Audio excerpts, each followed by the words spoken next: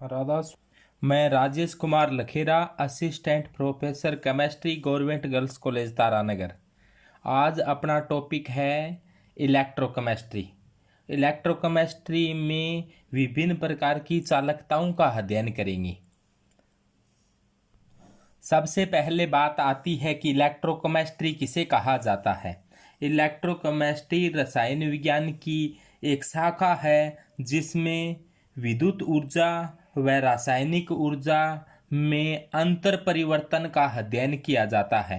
अर्थात कि विद्युत ऊर्जा को रासायनिक ऊर्जा में कैसे बदला जा सकता है व रासायनिक ऊर्जा को विद्युत ऊर्जा में कैसे बदला जा सकता है। रसायन विज्ञान की जिस शाखा में इसका अध्ययन किया जाता है उसे ही हम इलेक्ट्रोकेमिस्ट्री कहते हैं। केमिकल एनर्जी को इलेक्ट्रिक एनर्जी में कैसे परिवर्तित किया जा सकता है या इलेक्ट्रिक एनर्जी को केमिकल एनर्जी में कैसे परिवर्तित किया जा सकता है। परिवर्तित करने के लिए जो युक्ति काम में ली जाती है उसे सेल कहा जाता है। यानी कि सेल होते हैं वो या तो रासायनिक ऊर्जा को विद्युत ऊर्जा में बदल देते हैं, अर्थात केमिकल एनर्जी को इलेक्ट्रिक एनर्जी में बदल देते हैं, या फिर वो इलेक्ट्रिक एनर्जी को केमिकल एनर्जी में बदल देते हैं। तो यहाँ पर दो प्रकार के सेल होते हैं। एक सेल को कहा जाता है इलेक्ट्रोकेमिकल सेल, जो केमिकल एनर्जी को इलेक्ट्रिक एनर्जी में बदलते हैं। दूसरे प्रकार के सेल होते हैं इलेक्ट्रोलाइटिक सेल। इलेक्ट्रोलाइटिक सेल क्या करते हैं, इलेक्ट्रिक एनर्जी को केमिकल एनर्जी में बदलते हैं। तो सबसे पहले बात करते हैं चालकत्व यानी कि कंडक्टेंस क्या होती है। चालकत्व या कंडक्टेंस क्या होती है, यह प्रतिरोध का व्युत्क्रम होती है। चालकत्व या कंडक्टेंस प्रतिरोध का व्युत्क्रम होती है, यानी कि प्रतिरोध का उल्टा होती है, उसे ही चालकत्व कहा जाता है। ध्यान रहे इसे चालकता नहीं कहते, चालकता नहीं है, ये चालकत्व है, कंडक्टेंस है नहीं, न कि ये कंडक्टिविटी नहीं है। अब बात ये आती है फिर प्रतिरोध। प्रतिरोध का उल्टा होता है, तो प्रतिरोध क्या होता है, प्रतिरोध नाम से स्पष्ट है, प्रतिरोध रेजिस्टेंस। प्रतिरोध एक प्रकार की रुकावट है, एक प्रकार की बाधा है, यानी कि धारा प्रवाह में आने वाली बाधा को ही प्रतिरोध कहा जाता है। दोबारा सुने, धारा प्रवाह में आने वाली बाधा को ही प्रतिरोध कहा जाता है। तो धारा प्रवाह में आने वाली बाधा को प्रतिरोध कहते हैं। प्रतिरोध कोई भी चाहे तार हो उसका प्रतिरोध होता है, चाहे कोई विलयन हो उसका भी प्रतिरोध जरूर होता है। यानी कि किसी विलयन से धारा प्रवाहित की जाए या किसी तार से धारा प्रवाहित की जाए तो उसका प्रतिरोध जरूर होता है। इसके बारे में हम कह सकते हैं कि तार है तो आर है, तार है तो आर है। ऐसा कोई तार नहीं जिसका कोई आर नहीं, तार है तो आर है। यानी कि ऐसा कोई भी तार अभी तक नहीं बना है जिसका कोई प्रतिरोध न हो, यानी कि कोई तार होगा तो आर होगा। सुपर कंडक्टिविटी में यह प्रयास किया जाता है कि प्रतिरोध को कम कर कर और चालकता को बहुत ज़्यादा बढ़ा दिया जाए। सबसे कम प्रतिरोध, अब बात आती है कि सबसे कम प्रतिरोध किसका होगा, तो सबसे कम प्रतिरोध चांदी का होता है, Ag का। सबसे कम प्रतिरोध Ag का होता है, यानी कि सबसे ज़्यादा चालकता चांदी की होती है। हाईएस्ट कंडक्टिविटी Ag की होगी। हाईएस्ट कंडक्टिविटी का अर्थ हो गया कि लोवेस्ट रेजिस्टिविटी, यानी कि कम प्रतिरोध, सबसे कम प्रतिरोध। तो अब ज़्यादा इलेक्ट्रिक उपकरण है वो चांदी से क्यों नहीं बनाए जा सकते, चांदी का प्रतिरोध कम है, लेकिन चांदी का ऑक्सीकरण है वो अन्य तारों की तुलना में आसानी से हो जाता है, इसीलिए चांदी का उपयोग कम किया जाता है। और आपको पता है चांदी महंगी भी है, तो चांदी के तार लगा दिए जाएंगे तो हो सकता है कि चोर चुरा कर ही ले जाए। प्रतिरोध आर एक प्रकार की धारा आई के मार्ग में रुकावट है। प्रतिरोध का अर्थ सीधा सा कि रुकावट है, बाधा है। और रुकावट और बाधा कहाँ ज़्यादा होती है? वहाँ ज़्यादा होती है जहाँ पर क्या हो, रोला। कड़े रोलो जा तो रुकावट और बाधा तो बड़ा ज़्यादा वही है, आप सभी जानते हो। तो प्रतिरोध एक प्रकार का रोला है, रुकावट बाधा या रोला, रोला है। तो प्रतिरोध का ये रोला शब्द से प्रतिरोध का सूत्र अपने आसानी से याद हो सकता है। वो कैसे? देखो, आर बराबर रोला, आर बराबर रोला, तो आर रो ला, तो आर बराबर होता है rho L upon A, R बराबर रो एल अपॉन ए, तो रो ला। अर्थात अब इस सूत्र से स्पष्ट हो रहा है कि प्रतिरोध है वो लंबाई बढ़ेगी तो प्रतिरोध बढ़ेगा, तो लंबाई के सीधे समानुपाती है। आपको ऐसे दे दिया जाए कि दो तार दे दिया जाए जिनके अनुप्रस्थ काट समान है, लंबाई अलग अलग दे दी जाए, तो किसका प्रतिरोध ज़्यादा होगा? जिसकी लंबाई ज़्यादा होगी उसका प्रतिरोध ज़्यादा होगा। और अनुप्रस्थ काट क्षेत्रफल के व्युत्क्रमानुपाती है। ये देखो ए नीचे आ रहा है ना, तो आर समानुपाती 1/a या आर व्युत्क्रमानुपाती ए। और ए क्या है? तार का अनुप्रस्थ काट क्षेत्रफल है। ए क्या चीज है? तार का अनुप्रस्थ काट क्षेत्रफल है। वह एल क्या है? तार की लंबाई है। आर यहाँ पर प्रतिरोध है ही। देखो चालकता क्या थी? चालकता क्या थी? प्रतिरोध का उल्टा। चालकता प्रतिरोध का उल्टा है, तो आप बताओ कि विशिष्ट चालकता क्या होगी? विशिष्ट प्रतिरोध का उल्टा। चालकता है वो प्रतिरोध की उल्टी है, कंडक्टेंस है वो प्रतिरोध का उल्टा है, तो विशिष्ट चालकता विशिष्ट प्रतिरोध का उल्टा होगी। अब बात करते हैं अपने विशिष्ट प्रतिरोध होता क्या है? विशिष्ट प्रतिरोध को प्रतिरोधकता भी कहते हैं। विशिष्ट प्रतिरोध का दूसरा नाम क्या होता है? प्रतिरोधकता, रेजिस्टिविटी। अब विशिष्ट प्रतिरोध होता क्या है, अपने बात करते हैं इसके बारे में। हम जानते हैं कि धारा प्रवाह में आने वाली बाधा को प्रतिरोध कहते हैं। यानी कि धारा प्रवाह में आने वाली बाधा या रुकावट, बाधा कब आती है? जब ज़्यादा रुकावट हो या फिर कोई रोला हो, कहीं पर रोला हो जाए तो धारा प्रवाह में बाधा ज़्यादा आती है। यानी कि प्रतिरोध क्या है? एक प्रकार का रोला है। आर क्या है? रोला। तो देखो आर रो ला, यानी कि आर बराबर रो एल अपॉन ए। अब देखो अपने ऐसे मान लें एल तार की लंबाई है और तार की लंबाई को इकाई ले लिया जाए, यानी कि 1 मीटर या 1 सेंटीमीटर ले लिया जाए। अपने यहाँ पर पहले बात करते हैं 1 मीटर लेकर, एल बराबर 1 मीटर ले लिया जाए, यानी कि 1 मीटर लंबा तार ले लिया।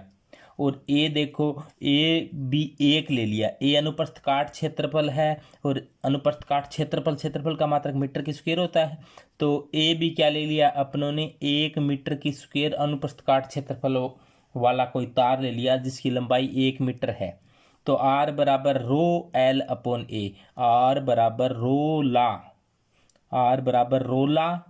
एल की जगह 1 मीटर रख दिया, ए की जगह 1 मीटर की स्क्वायर रख दिया, तो ये 1 हो गया। तो आर किसके बराबर हो गया? बोलो आर किसके बराबर हो गया? रो के। शाबाश, आर बराबर रो।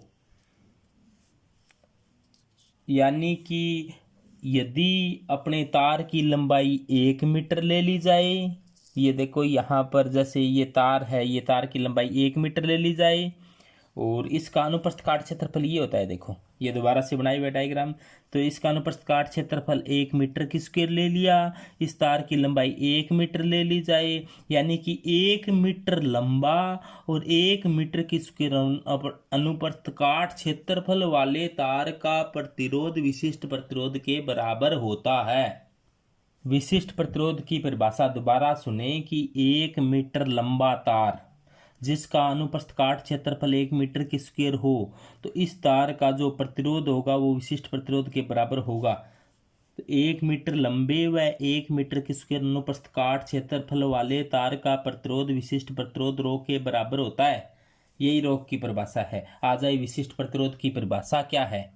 और ये एग्जाम में सबसे ज़्यादा बार पूछे जाने वाला प्रश्न है कि विशिष्ट प्रतिरोध का मात्रक क्या होता है। एक बार मात्रक मैं निकाल कर दिखाऊंगा, इतने में एक बार ऐसे याद रखो आप, ओम इंटू मीटर।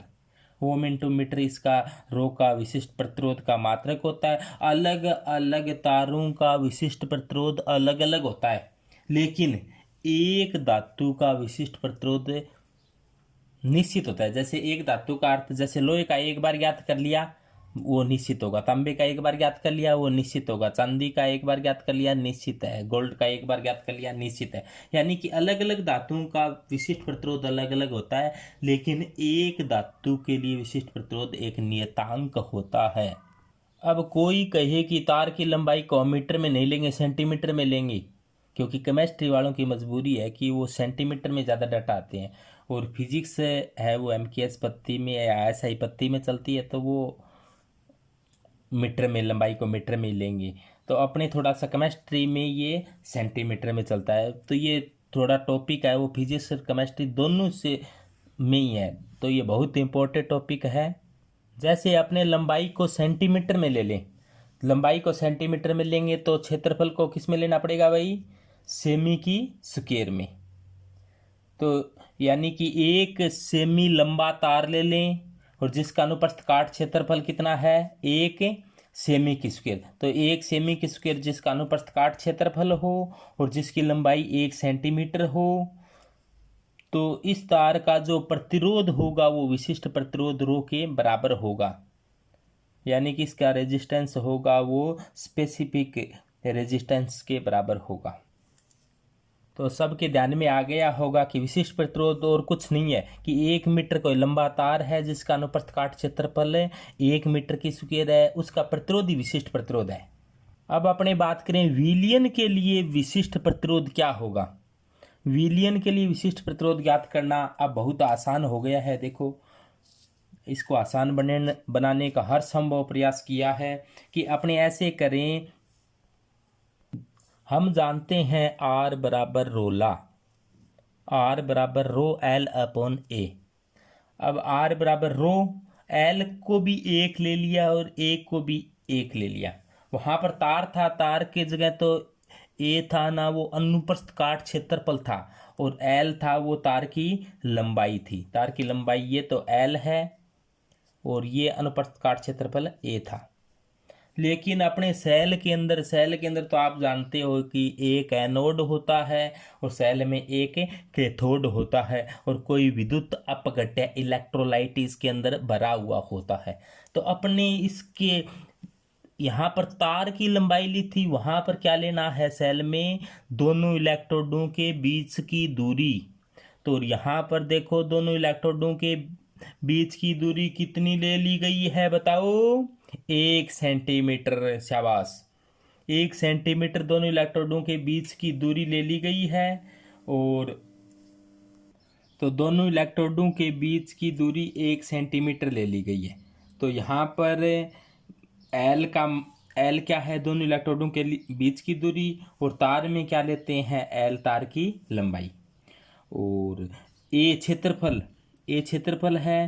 तार में तो A अनुप्रस्थ काट क्षेत्रफल लिया जाता है और सेल के अंदर A लिया जाता है इलेक्ट्रोडों का विलियन में डूबा हुआ क्षेत्रफल। इस पूरे को ही अपने विलियन में डुबा रखा है, तो विलियन में डूबा हुआ क्षेत्रफल लेना होता है। यदि ये यहाँ तक होता तो जो विलियन में डूबा क्षेत्रफल है ना, वो काम आता है। केवल इलेक्ट्रोडों का क्षेत्रफल 1 रखने के लिए देखो, 1 सेंटीमीटर लंबा और 1 सेंटीमीटर चौड़ा, 1 सेंटीमीटर लंबा और 1 सेंटीमीटर चौड़ा ही इलेक्ट्रोड लिया है। इसी प्रकार से इधर है 1 सेंटीमीटर लंबा 1 सेंटीमीटर चौड़ा, तो इसका क्षेत्रफल इकाई हो गया। तो देखो, जब दो इलेक्ट्रोडों का क्षेत्रफल 1 सेंटीमीटर की स्क्वायर हो वह इनके बीच की दूरी 1 सेमी हो, तो सेल में भरे विलियन का प्रतिरोध विशिष्ट प्रतिरोध के बराबर होगा। यानी कि ये इसका क्षेत्रफल भी 1 सेमी की स्क्वायर हो, इसका क्षेत्रफल भी 1 सेमी की स्क्वायर हो, और दोनों इलेक्ट्रोडों के बीच की दूरी भी 1 सेमी की स्क्वायर हो, दोनों के बीच की दूरी 1 सेंटीमीटर हो, तो इस जो विलयन का प्रतिरोध आएगा वो आर रो के बराबर होगा, यानी कि विलयन का प्रतिरोध विशिष्ट प्रतिरोध के बराबर ही होगा। अब बात करते हैं विशिष्ट प्रतिरोध का मात्रक क्या होगा, यूनिट ऑफ स्पेसिफिक रेजिस्टेंस। तो ये बताया था प्रतिरोध के बारे में कि प्रतिरोध धारा प्रवाह में आने वाली बाधा है, रुकावट है, या एक प्रकार का रोला है। प्रतिरोध आर है, रोला आर बराबर रोला, आर बराबर रोला। तो अपने रो निकालना हो तो ए को इधर ले जाओ, तो ये क्या हो जाएगा, ये इधर लेने से आर ए, और इस एल को इधर ले जाएंगे तो क्या हो जाएगा आर ए अपॉन एल। तो रो बराबर आ गया आर ए अपॉन एल। ये तो सामान्य पक्षांतरण है। तो इसका मात्रक और इसका पूरे का मात्रक समान होते हैं, ये आप जानते हो। तो रो का मात्रक आर ए अपॉन एल के मात्रक के बराबर होगा, और आर का मात्रक बताओ भी क्या होता है, ओम। शाबाश, ओम। भगवान को नाम मिले जैसा गार को मात्रक की वजह। आर बराबर है ओम। ए क्या है, ए क्षेत्रफल है, और क्षेत्रफल का मात्रक है मीटर की स्क्वायर या सेमी की स्क्वायर। तो यहाँ पर मैंने लिख दिया है मीटर की स्क्वायर। और एल लंबाई है, लंबाई का मात्रक है ऐसा ही मात्रक मीटर, तो यहाँ पर लिख दिया मीटर। तो मीटर की स्क्वायर मीटर, 1 मीटर से 1 मीटर कट गया तो क्या बचा ओम इंटू मीटर। तो देखो ohm into metre, ohm into metre. तो बताओ रो का मात्रक क्या हुआ, ओम इंटू मीटर। तो ये रो का मात्रक भाई बहुत ही इंपॉर्टेंट होता है, तो इसको डब्बे के अंदर बंद कर लो और याद रखो इसको। बताओ भी प्रतिरोध का मात्रक क्या था, ओम। प्रतिरोध का मात्रक क्या था, ओम। शाबाश भाई, सभी सुबह सुबह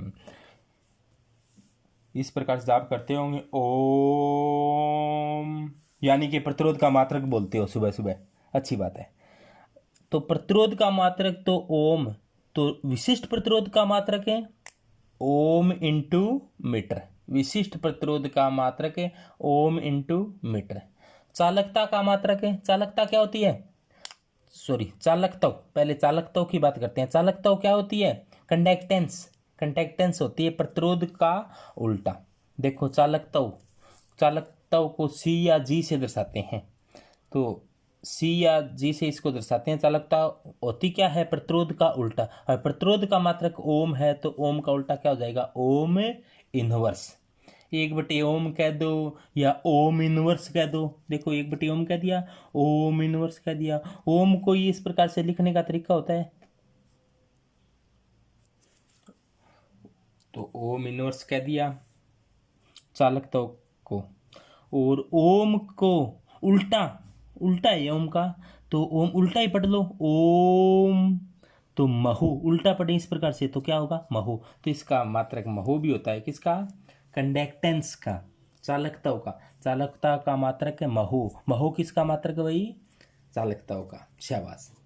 तो चालकता का ऐसा ही मात्रक क्या होता है, सिस्टम ऑफ इंटरनेशनल ने क्या मात्रक दिया है, तो इसका मात्रक है सीमेंस, और इसको बड़े एस से दर्शाते हैं। क्या मात्रक है, सीमेंस, और इसको बड़े एस से दर्शाते हैं या बड़े एस से लिखते हैं। सबसे पहले पढ़ा आपने प्रतिरोध, प्रतिरोध धारा प्रवाह में आने वाली बाधा होती है। उसके बाद में पढ़ा विशिष्ट प्रतिरोध, विशिष्ट प्रतिरोध बता दिया 1 मीटर लंबे व 1 मीटर की स्क्वायर अनुप्रस्थ काट क्षेत्रफल वाले तार के प्रतिरोध को विशिष्ट प्रतिरोध पढ़ा।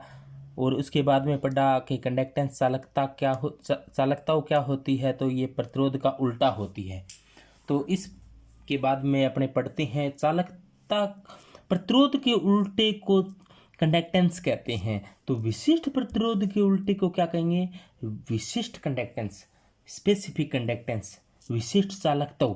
इसको विशिष्ट चालकता भी कहते हैं, विशिष्ट चालकता भी इसे कहा जाता है। और सिंपल चालकता सीधा ही कह देना, चालकता कंडक्टिविटी क्या है, तो चालकता प्रतिरोध के उल्टे वाली नहीं है, जबकि विशिष्ट प्रतिरोध के उल्टे वाली यानी कि विशिष्ट चालकता को ही चालकता कहते हैं, कंडक्टिविटी। तो अब विशिष्ट प्रतिरोध आपको बता दिया कि विशिष्ट प्रतिरोध क्या है, उसको उल्टा करना है। अब देखो, विशिष्ट चालकता को कप्पा से दर्शाते हैं, चालकता को कप्पा से दर्शाते हैं। कप्पा को लिखने का तरीका बहुत ही सरल है कि के लिख कर और इसके ऊपर वाले डंडे को थोड़ा सा मोड़ देना, तो कप्पा बराबर क्या आ जाएगा, 1/रो। रो क्या है, विशिष्ट प्रतिरोध। तो हम जानते हैं आर प्रतिरोध, अपने एक सूत्र याद कर लोगे ना, उसके आधार पर हो जाएगा कि आर बराबर रोला। आर बराबर क्या है, रो एल अपॉन ए। अब रो को इधर ले आओ, तो रो इधर गुणा में बैठा है, मल्टीप्लाई में बैठा है, तो इधर आएगा तो भाग में आ गया ना। रो इधर से इधर लाई तो आर के बट्टे रो आ गया, तो इधर क्या रह गया, एल अपॉन ए। अब आर को इधर भेज दो, तो आर इधर ऊपर है तो इधर जाएगा तो नीचे, तो 1/रो बराबर 1/r एल अपॉन ए आ गया। 1/रो को तो कप्पा कहा जाता है, और 1/r को क्या कहा जाता है, चालकता। चालकता सी बराबर क्या है, 1/r। तो सी की जगह क्या लिख दिया आपने, 1/r एल अपॉन ए।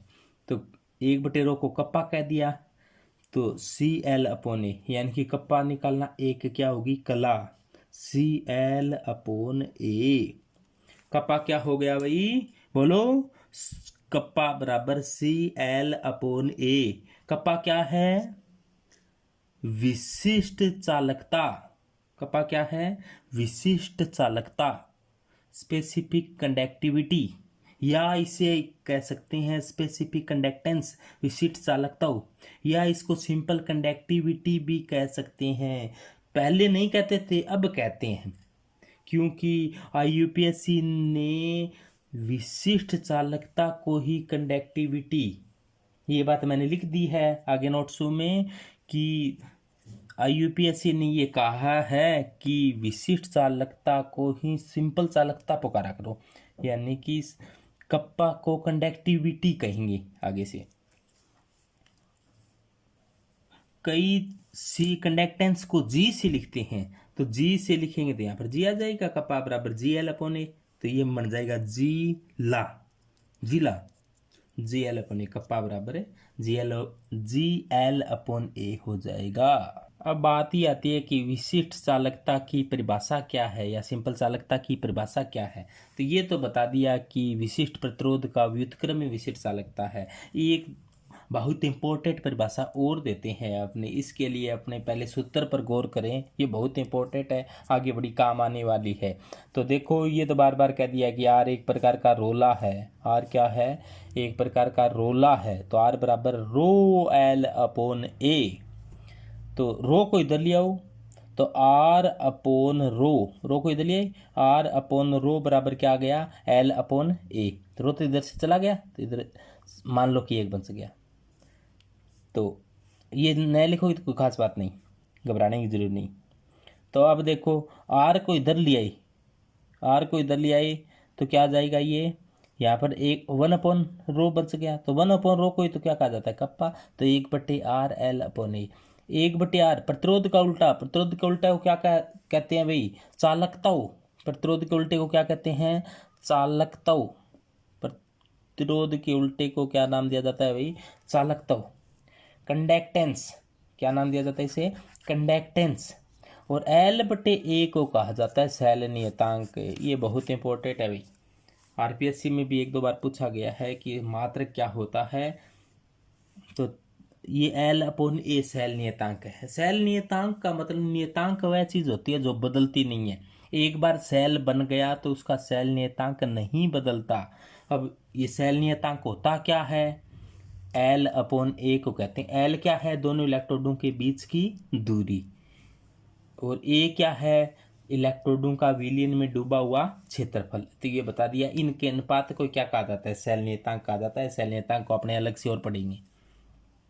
तो अब देखो, कप्पा बराबर क्या आ गया, 1/r एल अपॉन ए। तो यहाँ से सीधा ये अपने दोबारा लिखा है, कप्पा बराबर 1/r एल अपॉन ए। और 1/r ये क्या होता है, प्रतिरोध का उल्टा। प्रतिरोध के उल्टे को क्या कहते हैं, कंडक्टेंस, चालकता।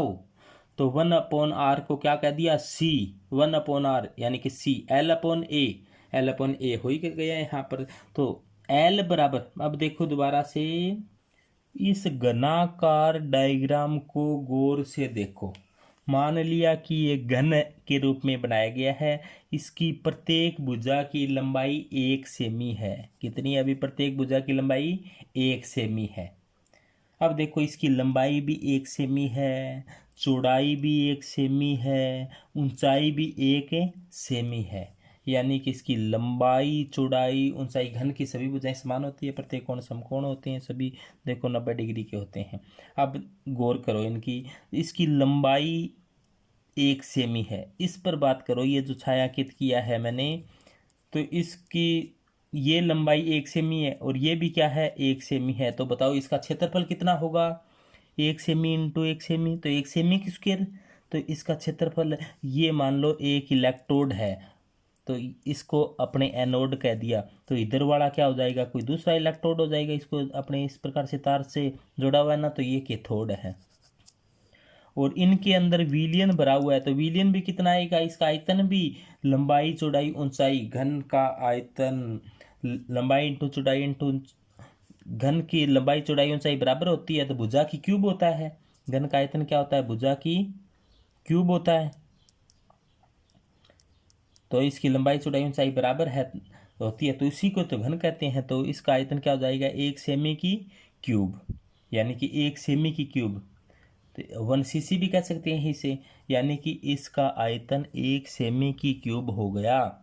अब देखो इसके अंदर विलियन भरा होगा, तो बताओ इस उसका आयतन कितना होगा?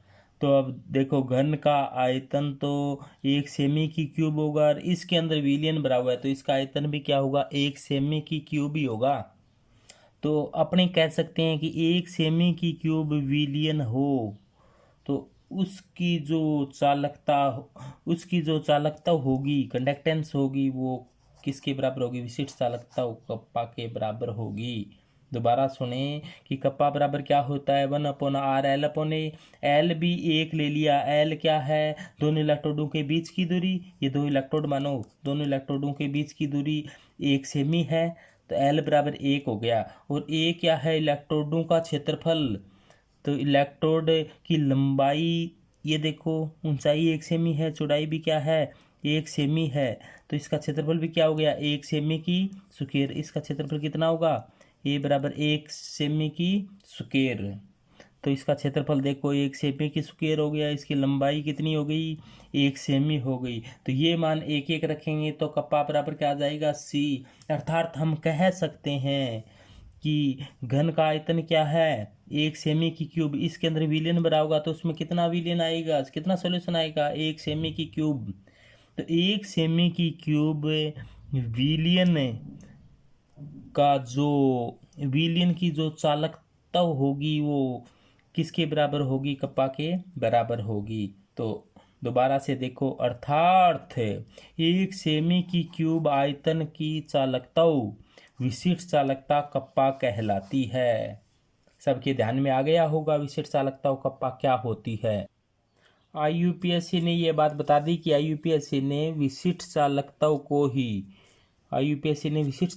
को, या विशिष्ट चालकता और विशिष्ट चालकता एक ही चीज होती है। आईयूपीएससी ने विशिष्ट चालकता के स्थान पर चालकता शब्द का उपयोग करने की अनुमति दी है। विशिष्ट चालकताओं के स्थान पर चालकता, कंडक्टिविटी काम में लो। किसकी जगह? स्पेसिफिक कंडक्टेंस की जगह कंडक्टिविटी काम में ले सकते हैं। अब देखो इसका मात्रक की बात कर रहे हैं कि इसका मात्रक क्या होगा। बहुत इंपॉर्टेंट मात्रक है भाई इसका। देखो आर बराबर यहीं से शुरू कर रही हैं अपने सूत्र, क्योंकि अपने को पता चल गया कि ये प्रतिरोध है, नहीं आर ये प्रतिरोध है। प्रतिरोध होता है धारा प्रवाह में आने वाली बाधा, रुकावट। धारा प्रवाह में जितनी रुकावट या बाधा आती है उसको प्रतिरोध कहा जाता है। तो प्रतिरोध, रुकावट कहाँ ज़्यादा आती है? जैसे अपने कहीं सड़क जा रही हैं, कहीं पर रोड़ा हो गया, तो अपने चलने में आसानी होगी कि मुश्किल हो जाएगी? चलने में मुश्किल हो जाएगी, यानी कि जहाँ रोड़ा है वहीं प्रतिरोध ज़्यादा है। तो प्रतिरोध आर क्या है? एक प्रकार का रोला। तो आर बराबर रोला। अब देखो इसी प्रकार से अपने रो को इधर ले आए, फिर आर को इधर ले गए, तो कप्पा बराबर 1/r L/A। कई बार देख लिया अपनों ने ये सूत्र, कप्पा बराबर 1/r L/A होता है। 1/r। अपने को कप्पा का मात्रक चाहिए, तो कप्पा का मात्रक वही होगा जो इस पूरे का मात्रक होगा। कप्पा का मात्रक वही आएगा जो इस पूरे का आएगा, 1/r L/1 और 1/r। आर का मात्रक ओम होता है और एल का मात्रक मीटर, ए का मात्रक मीटर की स्क्वायर। तो कप्पा का मात्रक आ जाएगा, मीटर से मीटर कट जाएगा तो 1/ओम इंटू मीटर। तो ओम को ऊपर लाएं तो ओम इनवर्स हो जाएगा, मीटर को ऊपर लाएं तो मीटर इनवर्स। ऊपर लाते हैं नीचे वाली चीज़ों को ऊपर लाते हैं तो इनवर्स हो जाती है, ओम इनवर्स मीटर इनवर्स हो जाएगी। ओम इंग्लिश में और लिख दिया, ओम इनवर्स मीटर इनवर्स। ओम, ओम को उल्टा पढ़े, उल्टा है ना, ये माइनस है इसका मतलब, -1 है इसका मतलब उल्टा है, उल्टा पढ़े तो महो मीटर इनवर्स। और महो को साइमेंस भी कहते हैं, सीमेंस कह दो। ये ऐसा ही मात्रक होता है चालकता, कंडक्टेंस का बताया था ना, कंडक्टेंस का ऐसा ही मात्रक सीमेंस होता है मीटर इनवर्स। और इसको बड़े एस से लिखते हैं, तो शॉर्ट में लिखना हो तो बड़ा एस छोटा एम, मीटर को छोटे एम से दर्शाते हैं शॉर्ट में, और -1। मैं आपको बता रहा था कि सेल नियतांक क्या होता है, सेल कांस्टेंट क्या होता है। कोई भी सेल होता है उसमें 2 इलेक्ट्रोड होते हैं, एक को एनोड कहा जाता है, एक को कैथोड कहा जाता है।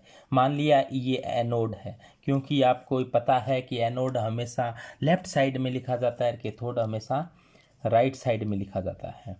और पर ये आवश्यक नहीं है कि एनोड पर प्लस ही हो सकता है कि एनोड पर माइनस भी हो सकता है, कैथोड पर प्लस हो, ये भी आवश्यक नहीं है, कैथोड पर माइनस हो सकता है। विद्युत अपघटनी सेल में एनोड प्लस वाला होता है और गैल्वेनिक सेल में एनोड माइनस वाला होता है। पर एनोड की परिभाषा इस प्रकार से दी जाती है कि वह इलेक्ट्रोड जिस पर ऑक्सीडेशन की घटना घटित हो, यानी कि जिस पर ऑक्सीकरण होता है वही एनोड, जिस पर रिडक्शन होता है वही कैथोड। अब ये बातें अपने दोबारा से आएगी, एक अलग से वीडियो अपने सेलों के बारे में, गैल्वेनिक सेल का, फैराडे के नियमों के बारे में, ये नए नए जब भी होंगे दोबारा से आपको एक बार दोबारा से वीडियो देखने का मौका मिलेगा इनका। एक बार अपने देखते हैं सेल नियतांक क्या होता है। सेल नियतांक के लिए ये ध्यान रखें कि सेल नियतांक का सूत्र होता है L/A। सेल नियतांक का सूत्र होता है L/A। तो L/A को आप इस प्रकार से ध्यान रखें कि L क्या है, दोनों इलेक्ट्रोडों के बीच की दूरी। L क्या है, दोनों इलेक्ट्रोडों के बीच की दूरी। और A क्या है, इलेक्ट्रोडों का विलयन में डूबा क्षेत्रफल। जो विलयन में डूबा डूबा है वो काम में लेना है। एक बार सेल बनाने के बाद में जितना डूबा हुआ क्षेत्रफल है वो कांस्टेंट रहता है और उनके बीच की दूरी कांस्टेंट रहती है। ऐसे नहीं है कि एनोड के थोड़ से मिलने के लिए एक बार नज़दीक आ जाए और फिर वापस दूर चले जाए, फिर नज़दीक आ गए, ऐसा कुछ नहीं है। यानी कि एक बार सेल बनने के बाद में L/A का मान नियत रहता है, इसीलिए इसको क्या कहा जाता है, सेल नियतांक कहा जाता है। और सेल नियतांक का मात्रक ये लंबाई का मात्रक मीटर को, क्षेत्रफल का मात्रक मीटर की स्क्वायर। तो देखो सेल नियतांक का मात्रक क्या हो जाएगा, मीटर और मीटर की स्क्वायर। तो 1 मीटर से 1 मीटर कट गया, 1/मीटर ऊपर लाओगे तो मीटर की इनवर्स हो जाएगा। तो सेल नियतांक का मात्रक क्या होता है, मीटर की इनवर्स। तो मैं राजेश कुमार लखेरा। आप अब ये वीडियो और मटेरियल तो काफ़ी पड़ा है कि अपने मोलर चालकता, तुल्यांकी चालकता, गैल्वेनिक सेल, फैराडे के नियम, काफ़ी बातें, कोलराउस का नियम, काफ़ी बातें बतानी थी, लेकिन ये वीडियो बड़ा होता जा रहा है तो अपने दूसरे वीडियो में इसकी चर्चा करेंगे। तो ये मटेरियल आप ठंडे दिमाग से पढ़ना, 2-3 बार पढ़ना, साथ ही साथ लिखना, ज़रूरी समझ में आएगा। बहुत सरल भाषा में आपको समझाने का प्रयास किया है। धन्यवाद। राधा स्वामी। इस मटेरियल को लाइव करें वीडियो को और चैनल को सब्सक्राइब करें। राधा स्वामी।